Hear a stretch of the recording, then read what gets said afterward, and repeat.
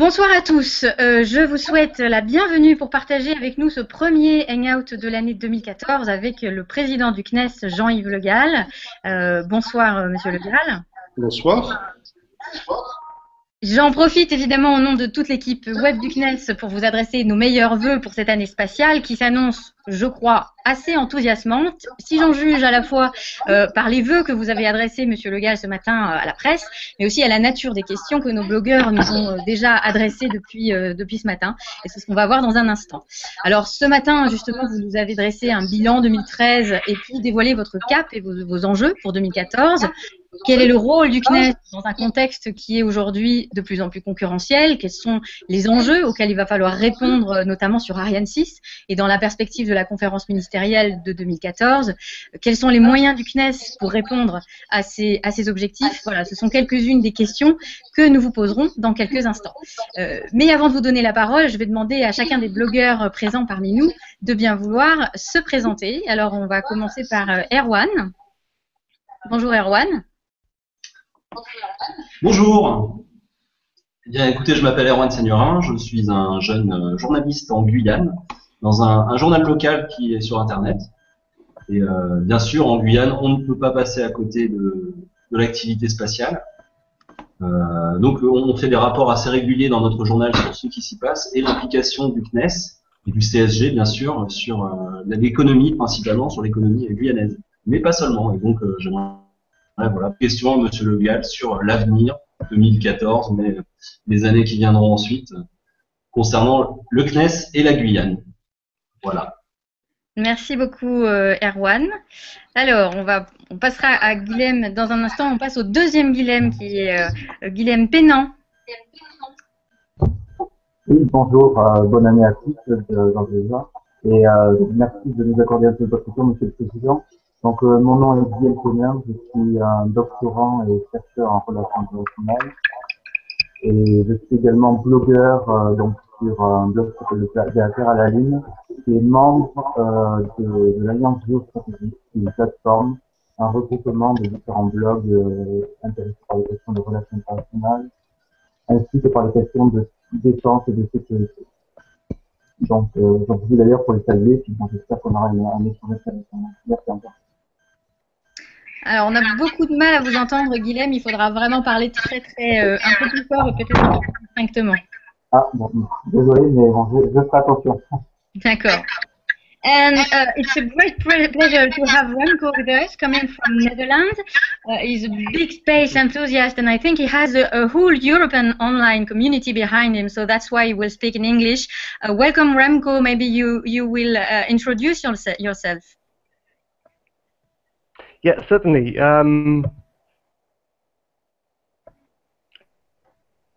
Thank you, Séverine. Can you hear me okay? Yeah. Yeah, okay. Hi, my name is Remco Timmermans. I'm, as Séverine said, I'm joining you from the Netherlands. I'm a social media strategist specializing in space and event management. I'm also the executive director of United Nations declared World Space Week, which we celebrate every year in October. And I'm very happy to be here tonight. Thank you. Thank you, Remco. Next to him, donc nous avons Thomas. Bonsoir Thomas. Juste à côté, mais à Toulouse. Bonjour, bonsoir. Donc je m'appelle Thomas Goubin, je suis un petit peu passionné de tout et c'est vrai que l'espace c'est une passion depuis que je suis tout petit. En fait je voulais être vétérinaire dans l'espace, ça n'a pas trop marché, mais j'adore tout ce que fait le CNES, notamment sa présence online, et habitant Toulouse c'est aussi une des industries qu'on ne peut pas louper, une parmi tant d'autres, mais très très présente. Donc je m'intéresse vraiment à tout ce qui se passe, notamment sur Twitter, donc c'est un très grand plaisir d'être là et de participer avec tout le monde sur ce Hangout. Donc merci pour l'invitation et pour votre temps. Merci à tous. Alors nous avons Camille qui nous rejoindra peut-être si elle résout ses problèmes techniques. Donc vous avez vu que on est géographiquement assez bien représenté puisque nous avons un représentant de Toulouse, un représentant de la Guyane et puis même un représentant de l'Europe spatiale si on peut dire avec Remco. Et puis nous avons aussi Guilhem Boyer qui est là au titre du CNES et qui va relayer les questions des internautes sur Twitter. Donc si vous nous regardez, n'hésitez pas à lui adresser vos questions en utilisant le hashtag CNEStalks. Voilà. Guilhem se fera l'écho et posera vos questions au président pour vous. Voilà, enfin, n'hésitez pas à partager cette vidéo auprès de votre propre réseau, sur vos blogs, sur votre site, en utilisant les boutons de partage qui sont prévus à cet effet. Voilà, Jean-Yves Le Gall, nous avons des internautes qui ont beaucoup de questions à vous poser, donc on va sans attendre vous donner la parole. Et moi, j'ai une petite question d'ouverture rapide avant qu'on passe aux questions. Vous êtes maintenant président du CNES depuis 9 mois, et si vous aviez en une phrase, mais juste pour nous mettre l'eau à la bouche et ensuite on développera, un fait marquant à retenir sur 2013, lequel ce serait? Oh, sur 2013, vous savez, il y a eu beaucoup de choses qui ont été faites par le CNES, mais peut-être que ce qui m'a le plus marqué, c'est la visite du président de la République, François Hollande, au Centre spatial guyanais le 14 décembre, parce que d'abord, ce n'est pas tous les jours que le président de la République vient au CNES. Ensuite, il est venu en Guyane, et puis il a passé beaucoup de temps pour expliquer ce qu'on faisait en Guyane. Donc, c'était un très très grand moment, je dirais, à la fois d'émotion, grand honneur pour le CNES. Alors, vous nous avez, il se trouve que Guilhem avait une question à nous poser. Guilhem, voilà, vous venez de nous rejoindre. Vous aviez notamment un certain nombre de questions à nous poser sur les relations entre le CNES, les États membres, etc. Est-ce que vous voulez ouvrir le bal? Donc oui, vous m'entendez? Ça va bien? Très bien. Allez-y. Oui, très bien. Donc, j'avais une question avant tout qu'on pourrait qualifier de stratégique. Et je me demandais dans le sens, étant donné que Ariane 6 semble être donc une priorité pour maintenir la capacité de lancement autonome, etc. Je voulais savoir si on pouvait également parler du principe de préférence européenne, qui me semble être également un point essentiel si on veut que la stratégie Ariane 6 réussisse et que la capacité de lancement autonome de l'Europe se maintienne. Voilà. Ariane 6, en fait, a vocation à répondre à cet objectif, à savoir de garder à l'Europe cette autonomie d'accès à l'espace. Aujourd'hui, l'accès à l'espace est fait avec Ariane 5, mais Ariane 5 est un lanceur qui est en pleine maturité, puisqu'il a été décidé dans les années 85-87, premier lancement 96, mais justement, parce que ce lanceur est en pleine maturité, il faut penser à la suite, et c'est pour cela que la France a pris l'initiative de proposer à ses partenaires européens l'année dernière, enfin en 2012 plutôt, de développer Ariane 6. Aujourd'hui, le développement d'Ariane 6 avance, et puis nous avons un point de rendez-vous très important à la fin de cette année, au cours duquel, si tout va bien, eh bien les États membres de l'Agence spatiale européenne engageront le programme Ariane 6. Remco avait une question aussi sur Ariane 6. Oui, c'est vrai. Et je pose ma question en anglais, comme dit. So earlier today, we saw an interesting tweet where the cost of the Ariane 6 launcher was estimated at 60 million euros. This puts it in the price range of the SpaceX Falcon 9 and is obviously a lot cheaper than the Ariane 5. Do you think Ariane 6 will be able to compete in this new marketplace once it comes out, because it's still a few years away? Will it still be competitive at the moment we see the first launch?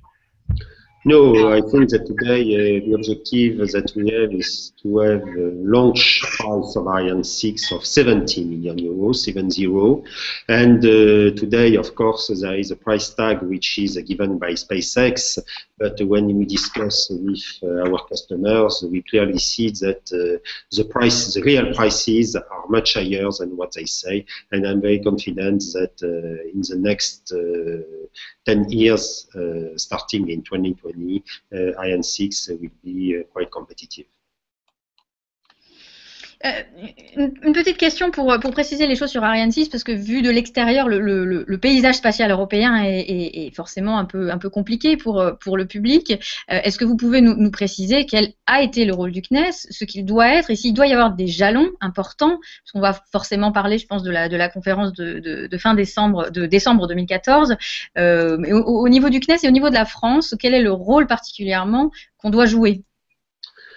Au niveau du CNES, si vous voulez, le CNES a d'abord été stratège dans la mesure où il y a 5 ans, lorsque personne n'a parlé de SpaceX ou du lanceur indien qui a fait son premier vol hier ou de la concurrence renforcée du Proton, eh bien à ce moment-là, c'est le CNES qui a dit il faut penser à Ariane 6. Donc C'est le CNES qui a lancé la réflexion, et puis le CNES est aussi expert puisque la configuration du lanceur qui est aujourd'hui envisagée avec 4 propulseurs à poudre identiques et qui garantit justement que son coût de lancement sera celui que nous visons, les 70 millions d'euros, eh bien c'est le CNES qui l'a conçu. Donc le CNES, si vous voulez, joue un rôle fondamental dans la genèse de ce lanceur. Moi je dirais c'est normal parce que c'est le CNES qui a conçu quand même tous les lanceurs qui volent aujourd'hui en Europe, de Ariane 1 à 5. Le CNES a joué un rôle important dans la conception de Vega. Le CNES a construit le pas de tir de Soyouz en Guyane et donc il était normal que ce soit le CNES qui propose Ariane 6. Guilhem avait une question peut-être sur les questions avec les partenaires. C'est une question sur la gouvernance. Ah, Guilhem nous a peut-être quittés. Alors, c'est pas grave. On va peut-être donner la parole à Erwan, puisqu'on parle d'Ariane. Donc, forcément, immédiatement derrière, on pense à la Guyane. Erwan, est-ce que vous aviez des questions à ce sujet? À propos d'Ariane, pas spécialement, puisque je pense que les autres sont un peu plus connaisseurs, on va dire, sur ce sujet. Moi, c'était principalement sur la présence du CNES au CSG en Guyane et quelle relation le CNES et la Guyane vont avoir dans les 20 ans à venir, sachant qu'il y a une augmentation des budgets, il y a une augmentation du nombre de lancements, il y a Soyouz qui est maintenant bien implanté, etc. Je voulais savoir un petit peu ça. Mais il est clair que le CNES fait partie intégrante de la Guyane, puisque le CSG, c'est quand même 1400 emplois directs, 5 fois plus d'emplois indirects, c'est à peu près 20% de l'emploi en Guyane. Et moi, j'ai l'habitude de dire que le CSG, c'est l'un des actifs principaux du programme spatial européen, parce que eh bien, les lanceurs passent, mais ils sont toujours lancés depuis le CSG. Donc, le CNES continuera bien sûr de rester présent en Guyane, et cela pour de longues années, d'autant plus que nous avons les années qui viennent un programme important avec Ariane 5, Soyouz, Isia, avec le pas de tir d'Ariane 6 qui se profile à l'horizon. Donc, vous le voyez, un programme bien chargé pour de très nombreuses années. D'accord. Guilhem? Ah, Erwan, vous vouliez relancer peut-être? Non, pas spécialement. Pas spécialement. Je pense que sur l'activité spatiale, Monsieur Le Gall a bien résumé l'avenir. Je sais qu'il y a d'autres choses, notamment la préservation du patrimoine, la biodiversité, beaucoup de questions qui aujourd'hui, pour avoir rencontré d'autres personnages d'Ariane Espace ou du CNES, ce sont des choses que vous mettez en avant vis-à-vis de vos clients. Bien sûr, c'est quelque chose. Nous sommes très soucieux du respect de l'environnement en Guyane. D'ailleurs, nous finançons des études sur place au CSEG. Nous avons fait très attention lors de la construction des pas de tir que les différents vestiges amérindiens ou autres qui ont existé soient préservés. Donc, c'est vraiment un citoyen en Guyane et j'y suis, pour ma part, particulièrement attaché. Guilhem. Oui, vous m'entendez, oui? Oui, très bien. Oui, à nouveau, donc cette fois-ci une question d'avenir tactique. Et j'avais une question sur comment on allait convaincre en réalité nos partenaires, donc pour revenir sur la question de Marianne, comment on allait convaincre nos partenaires, notamment allemands, si par exemple on a plusieurs autres questions qui nous posent, je pense notamment à la question de la gouvernance européenne, le rôle respectif de la Commission européenne et de l'ESA, et par ailleurs la place de l'espace habité, sachant que la France est généralement réfractaire à envisager, à investir davantage de l'espace habité. Donc, je vais savoir quelle est votre opinion sur cette question-là. Vous savez, nos partenaires allemands comprennent bien tout l'intérêt d'avoir un accès indépendant à l'espace. Donc aujourd'hui, il y a une discussion parce qu'ils ont des intérêts industriels qui sont différents des nôtres, mais nous avons aussi une discussion sur les questions de station spatiale, sur les questions de gouvernance européenne, et l'objectif est d'avoir un consensus franco-allemand. Je pense qu'on y arrivera à l'automne pour une conférence qui a lieu au mois de décembre. On est tout à fait dans les cordes. Mais moi, ce qui me semble très important, c'est de construire au quotidien ce consensus franco-allemand. Et c'est dans la position qui est la mienne, sur laquelle je m'emploie. Et on avait déjà évoqué cette question de la divergence de position ou d'intérêt entre notamment la France et l'Allemagne dans le précédent Hangout, donc c'était au Bourget, c'était il y a 6 mois. Est-ce que vous avez l'impression que sur cette question de l'approche du consensus, les choses ont évolué de votre côté? Je pense que les choses vont de mieux en mieux parce que nous dialoguons beaucoup avec nos amis allemands et que finalement trouver un point commun, ça commence par le dialogue. Donc dialoguer avec eux, c'est extrêmement important. Je m'y emploie, j'y passe beaucoup de temps. On va continuer et je suis donc assez optimiste sur le fait que nous dégagions un point de vue commun. Guilhem avait une question de Twitter et on reste dans la coopération. Oui, toujours sur la coopération, c'est une question de Guillaume Brunat qui voudrait savoir où en est la coopération avec la Russie. Il y a les lancements de Soyouz à Kourou, mais quelle sera la suite? La coopération avec la Russie est exemplaire dans la mesure où nous avons accueilli le lanceur russe Soyouz à Kourou, donc nous avons construit un pas de tir. À ce jour, il y a 6 lancements qui ont été effectués, le dernier en date le 19 décembre qui a permis de mettre en orbite Gaïa. Il y a 3 ou 4 lancements qui sont prévus cette année. Le premier, ça sera pour lancer le satellite Sentinel-1 probablement à la fin du mois de mars, début du mois d'avril. Donc la coopération avec Soyouz est une affaire qui marche bien et qui, à mon avis, a encore de belles années devant elle. Erwan. Excusez-moi. Concernant la coopération avec les Russes, on sait que, je crois, le 24 décembre dernier, Vladimir Poutine et le président kazakh ont relancé une coopération de 3 ans à Baïkonour. Pourtant, on sait aussi que la location est très chère pour les Russes là-bas. Est-ce qu'on peut envisager que Soyouz s'installe encore plus pérennement en Guyane? Vous savez, les lancements depuis Baïkonour, l'essentiel des lancements depuis Baïkonour aujourd'hui sont destinés à la Station spatiale internationale et mettent en œuvre des installations qui n'existent pas en Guyane. Donc je crois que même s'il y a toujours un peu des escarmouches entre la Russie et le Kazakhstan au sujet de Baïkonour, je pense que les lancements de Soyouz à Baïkonour vont continuer. Et donc avec de charge de l'ordre de 2, 3, 4 lancements par an pour les années qui viennent. Je n'imagine pas qu'on ait une évolution de ce côté-là. Mais en revanche, je pense que nous continuerons à lancer des Soyouz, essentiellement d'ailleurs pour des satellites gouvernementaux européens. Remco, about cooperation. Yeah, because very recently we saw a great success by the Indian Space Agency launching their 100% indigenous new launcher, and we've seen quite a few successes even further east in China. How do you see the cooperation between the European agencies, in particularly CNES and ESA, with India and China towards 2020? And what do you think that would mean for the European cooperation with the US and Russia? With China and India, we have a cooperation as well. With India, we have tremendous scientific programs, and we launched satellites with French instruments, Megatropic and Saralaltica. With China, we have 2 projects which are under study, CFOSAT for oceanography and SON for astronomy. And in my opinion, this is not a showstopper for cooperation with Russia. One of the characteristics of the program of the CNES is to have a cooperation with each of the big 5 other space powers, which are the US, Russia, Japan, India, and China. And we have cooperations which are very successful with each of them, and we plan to continue. Guilhem? Oui, donc pour rebondir sur la question de la Chine, j'avais une question donc d'abord pour compter pour discuter du programme chinois, quel est l'état d'avancement, quels sont selon vous ses moyens, ses stratégies, ses objectifs, quelle est aussi également la relation entre la Chine et les États-Unis, on parle d'une relation compliquée.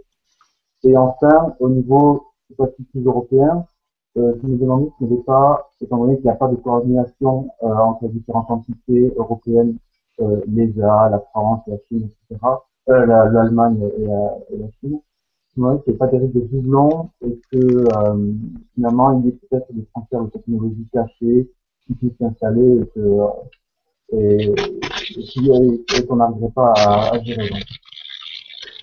Sur la relation entre la Chine et les États-Unis, c'est une relation compliquée parce que la Chine et les États-Unis ont des relations commerciales et économiques extrêmement profonde.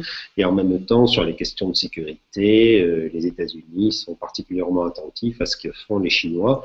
Donc c'est pour cela qu'on n'a pas le droit de lancer des satellites avec des composants américains, avec des lanceurs chinois. C'est pour cela que les programmes que nous conduisons avec nos amis chinois, CFOSAT et SLOM, font l'objet de contrôles très particuliers pour être certain qu'on n'utilisera pas des composants américains. En quelque sorte, on ne contreviendra pas à la réglementation américaine qui s'appelle ITA, la réglementation américaine en la matière. Mais, in fine, il faut voir que les Chinois et les Américains s'opposent, mais par certains côtés coopèrent. Alors c'est vrai qu'aujourd'hui, il n'y a pas une coopération qui est totalement ouverte du fait des règles ITAR, mais il faut aussi ne jamais insulter l'avenir. Si ça se trouve, à un horizon plus ou moins lointain, les Américains et les Chinois finalement trouveront un terrain d'entente et la Chine deviendra un partenaire des États-Unis. En tous les cas, aujourd'hui, force est de constater que la Chine est l'acteur principal sur la scène spatiale. Je vous mis en preuve les vols des taïkonautes et puis récemment le débarquement du robot à la surface de la Lune qui montre que quand même que la Chine est une grande puissance spatiale. Dans votre conférence de presse ce matin, vous évoquez beaucoup ce contexte de compétition, en particulier dans le domaine des lanceurs, mais on parlait aussi de la propulsion électrique. Comment vous vous situez par rapport à ça? Quelle est votre stratégie? Est-ce qu'il y a des stratégies qui sont différentes? Quels sont finalement les concurrents, on peut dire, les plus féroces au sein de l'Europe? Vous savez, la propulsion électrique en Europe, beaucoup de gens ne l'ont pas cru. Moi, lorsque j'ai été nommé au mois de mars, j'ai dit qu'il fallait faire dans le satellite ce que j'appelais un Ariane 6 des satellites, c'est-à-dire une démarche novatrice comme on a fait avec Ariane 6 dans les lanceurs, faire la même dans les satellites, c'est la propulsion électrique. Et manifestement, j'ai convaincu le pouvoir public puisque le président de la République a choisi ce projet de satellite à propulsion électrique comme l'un des 34 projets de la nouvelle France industrielle. Donc, c'est un sujet qui est très important et si on se projette à l'horizon 2020, eh bien, il est clair qu'il y aura beaucoup de satellites à propulsion électrique, ce qui rebat les cartes et donc nous y préparons notamment avec Ariane 6. Remco, will you have a question? Well, maybe on the distribution of the work on new projects, not specifically launches, but all projects within Europe. For example, for scientific missions, for research missions that we see ESA, for example, Gaia. You mentioned the example of Gaia that's recently been launched. What's the future, to your opinion, in European cooperation in these scientific missions? In fact, in scientific missions, ESA has a very interesting scientific program because this is a program which is covering all the aspects of space science, and this is a program which is built on cooperation inside Europe because ESA is developing the platform of the satellites and the member states bring the instruments, and also cooperation with countries outside Europe. And it is clear that for the future, all the new projects which will be decided by ESA will be decided with the same organization, with the instruments brought by the member states and cooperation with Russia. This is the case for ExoMars. With the US, this is the case of some next exploration programs. With China as well, with India, with Japan, Betty Colombo with Japan. And so there are many projects, European projects, which are in cooperation. But in fact, it is in some other words, perhaps the trademark of space today. Space is definitely global. This morning during the press conference, I gave the example of Saralaltica that we launched with India. This is an Indian satellite with a French instrument launched by an Indian launcher, and the data are today processed with the JPL, the Propulsion Laboratory of NASA, and this is definitely shows how much global is the world. Alors, ce matin, justement, dans votre conférence de presse, vous donniez quelques chiffres assez intéressants sur l'effort de la France et sur les retombées en termes d'emploi. J'aurais bien aimé que vous nous les fassiez partager et qu'on puisse peut-être un petit peu s'attarder sur ces questions. Bien, le spatial, si vous voulez, c'est 16 000 emplois en France. Et si l'on regarde les montants consacrés chaque année aux programmes spatiaux civils par habitant, eh bien, la France arrive en deuxième position. Les États-Unis consacrent à peu près 46 €, la France 30 €. C'est moins que les États-Unis, mais c'est mieux que l'Allemagne à 16 € ou le Royaume-Uni à 6 €. Et donc, cela montre toute l'importance pour le gouvernement du programme spatial. Et le programme spatial, eh bien, les maîtres mots, c'est quand même l'innovation. Au CNES, nous avons l'innovation qui est quand même notre feuille de route et l'innovation au service de l'emploi et de la compétitivité. C'est ce que nous faisons. Nous le faisons dans le satellite à propulsion électrique, nous le faisons pour les lanceurs, nous le faisons dans bien d'autres programmes, dans la R&D. Donc, c'est vraiment l'objectif du CNES, innovation au service de l'emploi et de la compétitivité et dans un contexte quand même de très fort soutien gouvernemental. Guillaume avait aussi une question sur les questions, la place du Parlement notamment, enfin la place du spatial dans la politique spatiale française. Oui, allez-y. Ah, pardon, oui. Non, je veux m'interroger juste, puisqu'on est dans une sorte d'exercice de démocratie en direct, du moins d'ouverture du CNES vis-à-vis de la population française de l'internaute. Et je veux savoir quel était l'autre partie qui est nos représentants, le Parlement français, donc. En quoi, comment vous travaillez, comment le CNES travaille avec le Parlement, est-ce que le Parlement est intégré dans la prise de décision, dans la politique spatiale française et également au-delà du Parlement français? Vous savez, le Parlement est totalement associé à ce que nous faisons parce que le budget qui est alloué au CNES chaque année est un budget qui est voté par le Parlement et je peux vous dire que les parlementaires se tiennent particulièrement informés de nos activités. Il y a d'ailleurs un groupe des parlementaires pour l'espace dont le président est le sénateur de la Haute-Garonne, Bertrand Auban, et il passe en revue en permanence tous les programmes qui sont les nôtres et afin, bien sûr, de donner leur avis, de poser des questions et de s'assurer que l'argent public est utilisé le mieux possible. Et de ce point de vue-là, toutes les fois où je suis auditionné par les commissions compétentes du Sénat et de l'Assemblée, je peux vous dire que j'ai très souvent des satisfecits, c'est quand même une très grande fierté pour le CNES. Ça montre que les choix stratégiques qui sont les nôtres sont les bons choix. Ça montre aussi que les programmes que nous conduisons sont particulièrement bien gérés parce que sinon, il est clair que nous n'aurions pas les commentaires extrêmement élogieux que nous avons.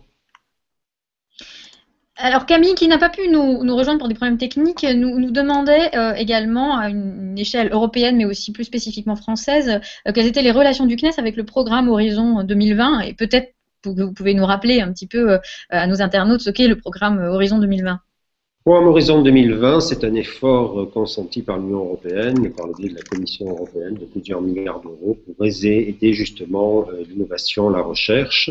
Et donc, ce programme comprendra un volet spatial, la collaboration duquel le CNES a bien sûr contribué. Et dans Horizon 2020, il y aura des programmes spatiaux. Quels exactement parce que bien seulement clair que dans Horizon 2020, il y aura un panel spatial. Remco. Yes, I had another question on this because about 6 months ago, in a conference, in a press release by CNES, we saw that France is actually the biggest contributor per capita to the space program in Europe. Actually, France is spending 31 euros per capita per year, as is Belgium.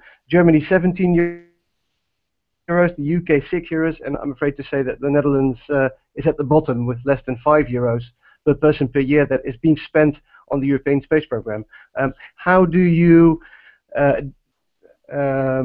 see these differences, and how can we make sure that we get some more attention by the public to spend a little bit more in politics on space in Europe? And I guess I'm kind of asking, what's the thing that makes France spend double as much as Germany and some other countries?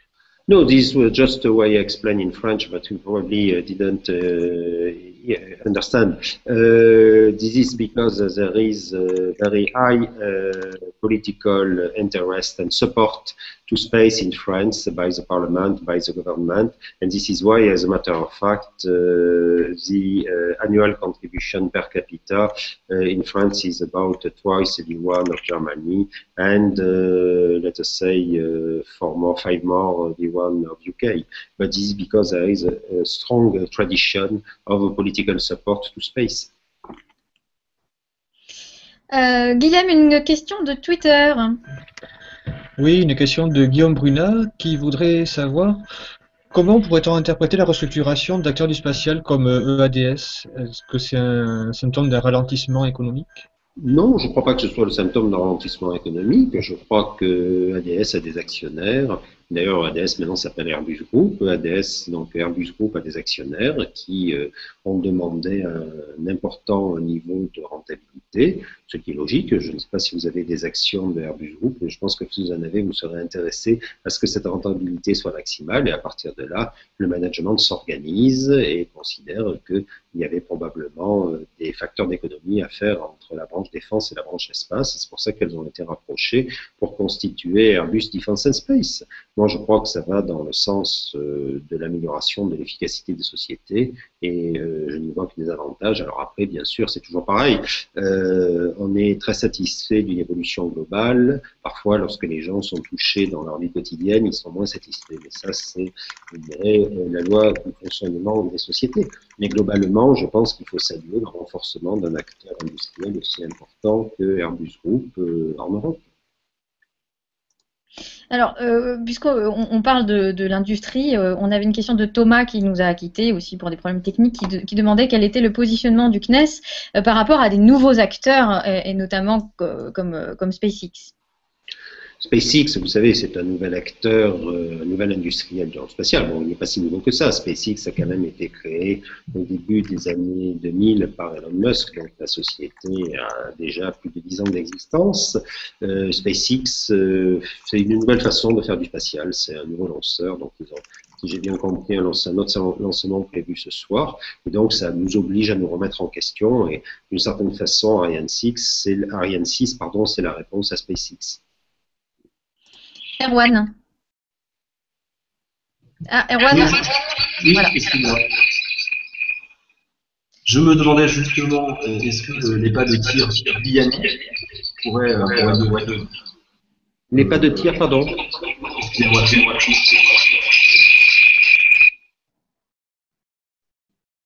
Ah, petit problème de son. On n'aura pas Erwan. On pouvait taper votre question sur le chat. Et je pourrais la poser. Voilà, je vois que l'heure tourne, je vais avoir une petite contrainte. Donc, est-ce qu'on a encore une ou deux autres questions, s'il vous plaît? Alors, la question d'Erwan, c'était peut-on imaginer qu'un acteur privé soit lancé depuis la Guyane? Déjà, aujourd'hui, Ariane Espace est un acteur privé, même si le CNES est le principal actionnaire d'Ariane Espace. Ariane Espace est une société de droit privé, et donc il y a une convention qui lie Ariane Espace à l'ESA et qui fait que Ariane Espace effectue ses lancements depuis la Guyane. Alors ensuite, bien sûr, si la question c'est est-ce que SpaceX va aller s'installer en Guyane? Évidemment, la réponse n'est pas aussi facile. D'abord, j'ai pas le sentiment qu'il l'ait demandé. Et puis, s'il est demandé, évidemment, le dossier serait instruit. Mais sur le long terme, pourquoi pas? Vous savez, tout est possible, tout est ouvert. Il y a 15 ans, quand on parlait de mettre un lanceur russe en Guyane, tout le monde trouvait cela un peu extravagant. Aujourd'hui, bon, tout le monde considère que c'est tout à fait normal. Donc, voilà, c'est l'évolution. Je pense qu'il ne faut se fermer aucune porte. Erwan avait depuis le début sur l'éducation, il voulait la poser et ça pouvait être une question de conclusion, d'ouverture. Oui, sur l'éducation, il paraît que c'est impossible. Non.